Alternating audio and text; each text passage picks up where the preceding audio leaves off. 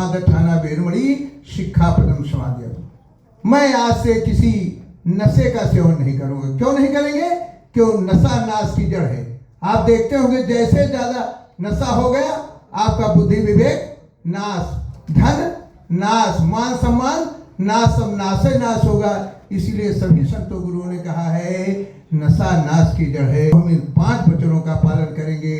जिस दिन भारत में सभी लोग इन 5 वचनों का पालन करने लगेंगे, ये श्रम की नींव है, पहली सीढ़ी है, उस दिन ये भारत देश पुनः महान हो जाएगा।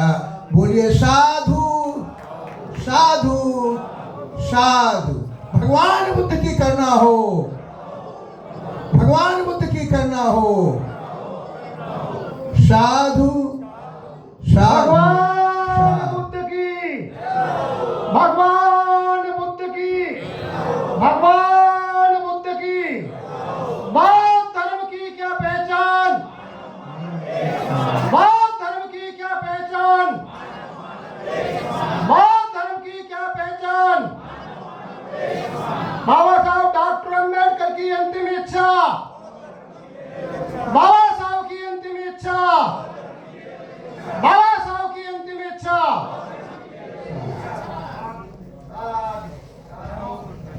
आप लोग बड़ा कीमती समय निकाल के आप लोग यहाँ तक पधारे, आने का आप लोगों का बहुत बहुत दिल से स्वागत करते हैं। आप लोग यहाँ आए पावन बुद्ध पूर्णिमा के अवसर पर। आज एक संगदान का जो कार्यक्रम माननीय राष्ट्रीय अध्यक्ष जी ने रखा, ये बहुत ही बड़ा संदेश है। आज ये संदेश देने के लिए कई बार होता रहा, एक लिए आज बड़ी संख्या में है। सभी 75 जिलों से बौद्ध धर्मगुरु आए हैं बनते, और उसके साथ साथ के मध्य प्रदेश से कुछ लोग हैं। बहुत दूरी से आप लोग चल चल के आए हैं। बड़ा आपने ये परिश्रम किया है, और माननीय राष्ट्रीय अध्यक्ष जी ने इतना एक जो ऐतिहासिक काम है। राष्ट्रीय अध्यक्ष जी जहाँ जन्मे वो एक बुद्ध नगरी थी। बौद्ध मतलब ज्ञान, ज्ञान की नगरी थी। ज्ञान की नगरी से सद्य नेताजी का आंदोलन चला, समाजवादी विचारधारा का, पूरे देश में दौड़ा। और वो देश में दौड़ के आपने शोषित पीड़ितों और बहुजनों की आवाज़ बुलंद की। इसके लिए बहुत बहुत धन्यवाद। माननीय सद्य नेताजी ने जो काम किया, हम लोगों को, महिलाओं को, जो बुद्ध ने काम किया था, भगवान बुद्ध ने काम किया था धम्म में, अपने धम्म में महिलाओं को सम्मिलित किया था। भगवान बुद्ध ने 4 संघ बनाए थे, भिक्षु संघ, भिक्षुणी संघ, उपासका संघ, 4 संघ में भिक्षुणी संघ को भगवान बुद्ध ने सम्मिलित किया था। भगवान बुद्ध की प्रजापति प्रथम भिक्षुणी उनकी मौसी थी प्रजापति गौतमी। उनने ये यातना भगवान बुद्ध से की थी कि आप मेरे पिता तुल, मैं आपका पहले तो आप मेरे बेटे थे, लेकिन आज मेरे आप पिता तुल हो गए। तो ऐतिहासिक काम भगवान बुद्ध ने जो किया था, वही सद्य नेताजी ने काम किया। सद्य नेताजी को जब मौका मिला तो उनने नगर पंचायत में, ग्राम पंचायत में महिलाओं को सुरक्षित सीटें करी, आरक्षित सीटें कर। ये एक बहुत बड़ा ऐतिहासिक काम है। और ऐसे जब समय मिलेगा आने वाले समय में, सद्य हमारे राष्ट्रीय अध्यक्ष जी, हम 1931 की जनगणना जब हम पढ़ते हैं तो ओबीसी की बहुत बड़ी आबादी है। दूसरा व्यक्ति ओबीसी है, उसकी 52% आबादी है। 52% आबादी वाले की अगर विधानसभा में, लोकसभा में अगर सुरक्षित सीटें हो जाएं, तो अगर लोकसभा में 543 में उसकी हिस्सेदारी की बात जब देखते हैं, तो लोकसभा में 543 की हिस्सेदारी जब देखता हूँ तो 282 होती है। और माइनॉरिटी को हम जोड़ लें तो 44, 331 हो जाती है। तो उसमें बौद्धों को भी एक सम्मान मिलेगा, सिखों को मिलेगा, ईसाइयों को मिलेगा। बौद्धों का कोई सांसद अभी तक नहीं जा पाता है। ये भी एक माइनॉरिटी को भी फायदा मिलेगा। जब बड़े पद पर हम लोग पहुंचाने का काम करेंगे पीड़ित समाज के लोगों को, तो ये बहुत बड़ी क्रांति होगी। जैसे अनुसूचित जाति की वित्त मंडलों में हिस्सेदारी है हमारे भाइयों की, उसी तरीके से ओबीसी की भी हिस्सेदारी वित्त मंडलों में होना चाहिए। ये बहुत जरूरी है कि ओबीसी के लोग भी बहुत दबे कुचले हैं, गरीब हैं गाँव। हम पूरे गांव में 18 साल में सर्वे कर रहे हैं। वामसेन में रहा, भिक्षु जीवन रहा। जो पीडीए पंचायत जब गांव हमने की है, अयोध्या में गया था मैं, अभी 14 तारीख को शाम को बहुत भीड़ हुई थी।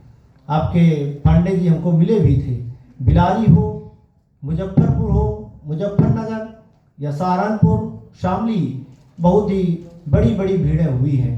तो हमें लग रहा है कि आने वाले 27 में बहुत बड़ा एक परिवर्तन होगा।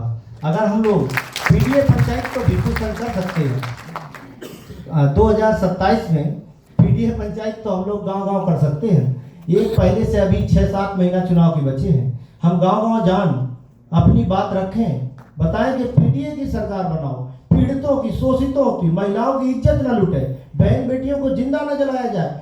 एक ही लिए आरएसएस के एजेंडे में हमेशा रहा है बहन बेटियों को जिंदा जलाना, बहन बेटियों के यहाँ तक के स्तन भी खुले रखे, यहाँ तक कि बहन बेटियों को हमेशा जिंदा जलाया। ये आरएसएस का मुद्दा रहा है। आरएसएस के लोग कभी भी महिला के पक्षकार नहीं हो सकते हैं। अभी आरएसएस फैला रहा है कि हम महिला बिल आया था, विपक्ष ने इसको नहीं पारित होने दिया।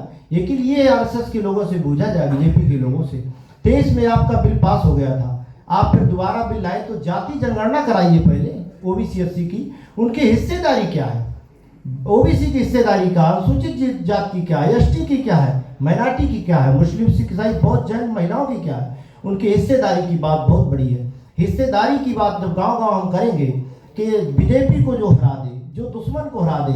आज बीजेपी भी बहुत भिक्षुओं को भोजन दान दे रही है।